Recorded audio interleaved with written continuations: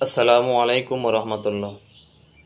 কি আপনি কি অনেক চিন্তিত আছেন যে আপনার সন্তান মাদ্রাসায় যাইতে চাচ্ছে না, আপনার সন্তান স্কুলে যাইতে চাচ্ছে না, আপনার সন্তান লেখাপড়ায় মনোযোগ নাই, লেখাপড়া করতে চাচ্ছে না, এটা নিয়ে অনেক চিন্তিত? তাহলে আজকের তদবিরটি আপনারই জন্য। যে তদবিরটি বলতেছি আমি, এই তদবিরটি প্রয়োগ করবেন ইনশাল্লাহ 7 দিনে, আর না হয় 21 দিনে, আর না হয় 41 দিনে আপনি ফলাফল পেয়ে যাবেন ইনশাআল্লাহ। তো এই তদবিরটি হচ্ছে, এই তদবির আমি বলতেছি: বিসমিল্লাহির রহমানির রহিম। ওয়া আসলিহ লি ফি যুররিয়াতি ইন্নী তুবতু ইলাইকা ওয়া ইন্নী মিনাল মুসলিমিন।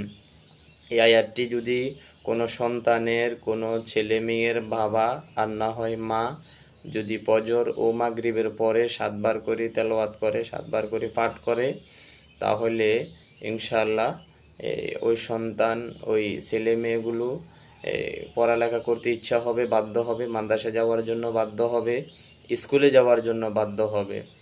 2 নাম্বার পন্থা হলো নিম্নের দোয়াটি লিখে পানিতে ভিজিয়ে, যে দোয়াটি বলছিলাম আমি, ওয়াসলিহ লি ফি যুররিয়াতি ইন্নী তুবতু ইলাইকা ওয়া ইন্নী মিনাল মুসলিমিন, এই দোয়াটি লিখে পানিতে ভিজিয়ে 2 বার করে 21 দিন খাওয়াবে। ইনশাল্লাহ ওই ছেলেটা, ওই মেয়েটা মাদ্রাসা যাওয়ার জন্য বাধ্য থাকিবে। তো যাদের ছেলে মেয়ে মাদ্রাসা যাইতে চাচ্ছে না, পড়ালেখা করতে চাচ্ছে না, তাদের জন্য আজকের এই তদবিরটি, এই ভিডিওটি।